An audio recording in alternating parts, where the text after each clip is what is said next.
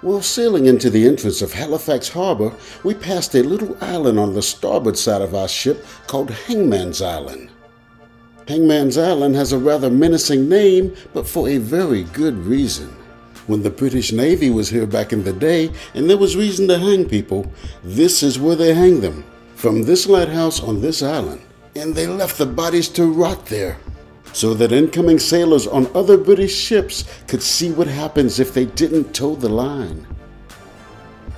In the heart of Canada's east coast lies a city that resonates with history, culture, and a deep connection to one of the most iconic maritime tragedies in modern history. Welcome to Halifax, Nova Scotia, a place where the past echoes through its streets and where the sea tells tales of triumph and tragedy.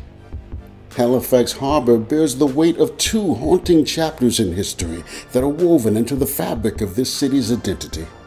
In 1912, this tranquil harbor became a solemn recovery site for victims of the Titanic shipwreck who found their final resting place on Canadian soil. 5 years later, the harbor faced a different tragedy with the cataclysmic explosion of 1917.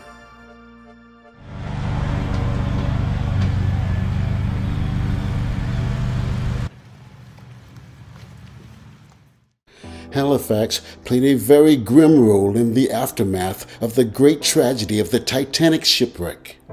The Halifax harbor served as the base for ships that were searching and recovering bodies of the Titanic victims. Fairview Lawn Cemetery in Halifax is perhaps best known as the final resting place for 121 people who died in the Titanic disaster. This is the largest gravesite for Titanic victims in the world.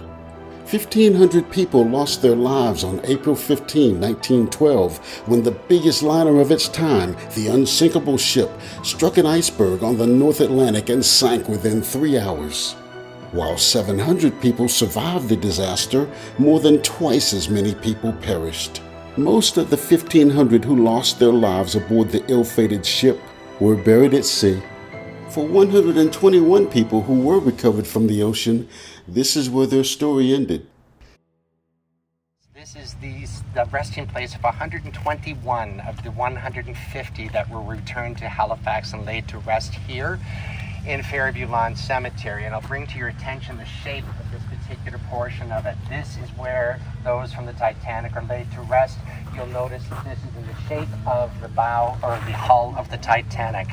It faces southeast on the land in a very graceful lift at the bow, and when they found the Titanic, it actually faces in exactly the same direction. And further to that, this actually points to the site where the Titanic sunk by sheer coincidence only.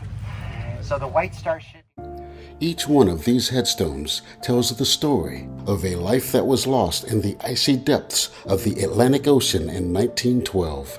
The recovery workers collected personal items from the casualties, and if they were able to identify the body, they put a name on the headstone. But if the body couldn't be identified, the headstone was instead marked with a number, which had been assigned to each body to document the order in which they had been removed from the ocean.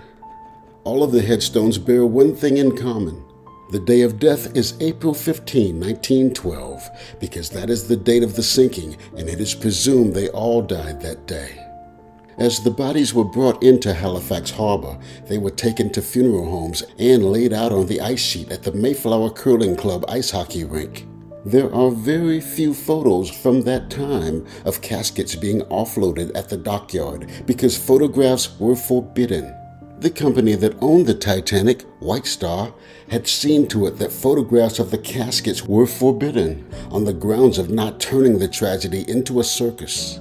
Over the coming weeks, families from around the world descended on Halifax in hopes of finding their loved ones among the dead and claiming personal items.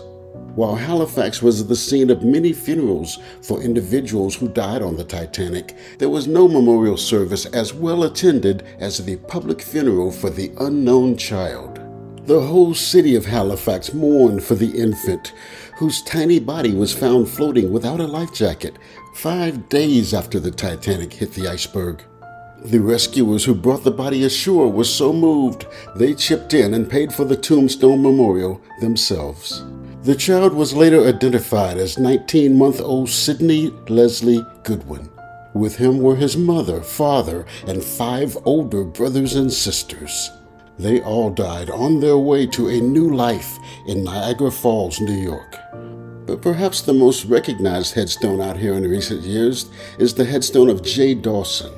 People have flocked to this small headstone for years, leaving flowers and love notes at what they believe is the final resting place of the man who inspired Leonardo DiCaprio's doomed character, Jack Dawson, in the 1997 film Titanic. However, the film producers deny any connection between the Titanic victim and the fictional character. In Halifax, the local newspapers proclaimed that Halifax resident Hilda Slater had been a passenger on the Titanic and survived the ordeal. Another Halifax resident, a businessman named George Wright, was not so fortunate. His body was never found, and it was months before anyone realized he had perished on the Titanic because he booked his ticket under an alias. But he must have had an uneasy feeling about the trip because he rewrote his will the day before he boarded the Titanic, leaving all of his millions to support women's programs in Halifax.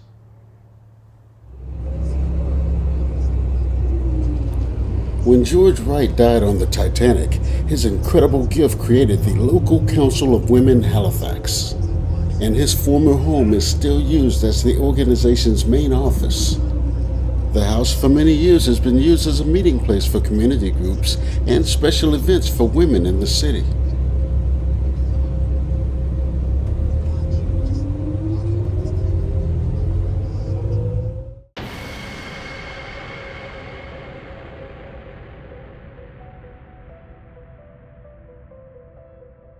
On the morning of December 6, 1917, the city of Halifax became the site of the worst disaster in Canadian history. A deafening explosion in Halifax Harbor tore through the city, reducing its landscape to rubble. It killed 2,000 people and injured 9,000 others. The gigantic blast occurred when a munitions ship, the Mont Blanc, collided with another ship in Halifax Harbor called the Emo. What few people knew before then was that the Mont Blanc was transporting more than 3,000 tons of explosives in its lower deck, which it was carrying back to France to support the World War I Allied forces in Europe. But when the two ships crashed, it set off the explosives in Halifax Harbor, and within a matter of moments, the loudest boom and the worst disaster of all time hit this city. All the streets were ripped up, the surrounding houses collapsed, and when they collapsed, they caught on fire due to the coal and wood fire stoves that everyone was using in the wintertime. Glass blew out of all the windows in Halifax.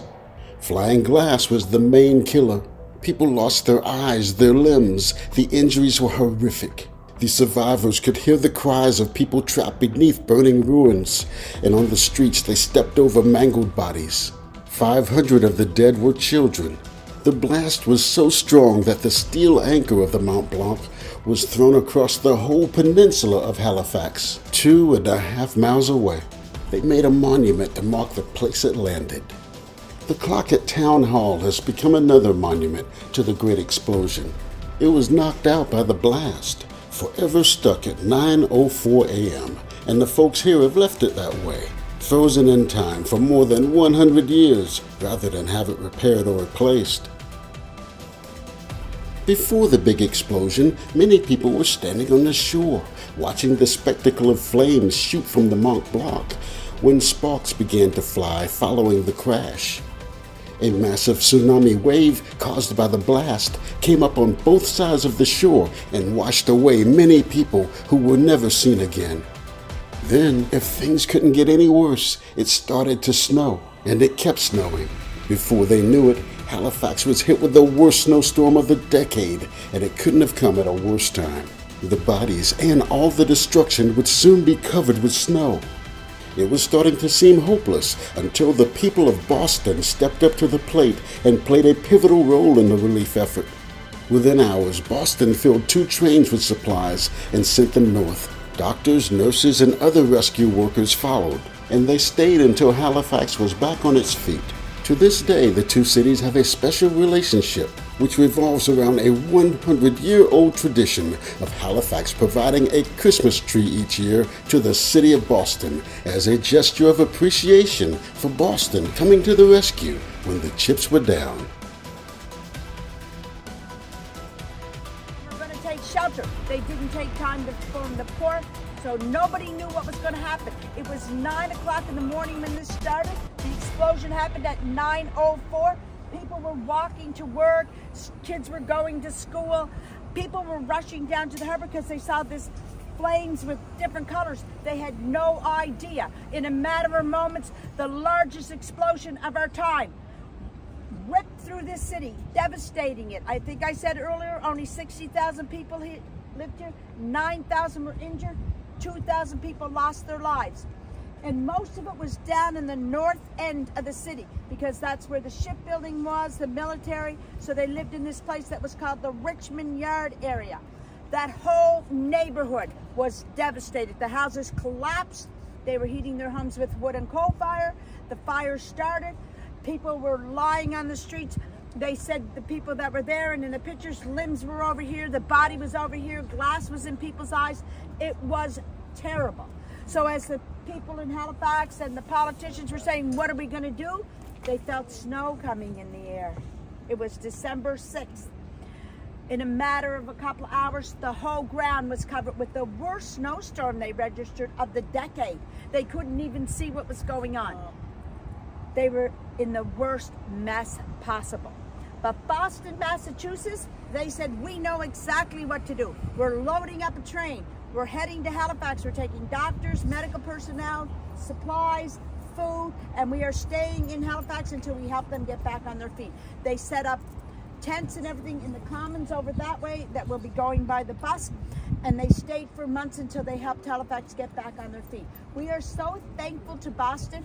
Every year we go into the forest or to a tree farm, we ask permission, we chop down one of our nicest trees, we ship it down to Boston. They decorate it in their square. Our mayor and premier and some other people go down to Boston, and we thank Bostons every year.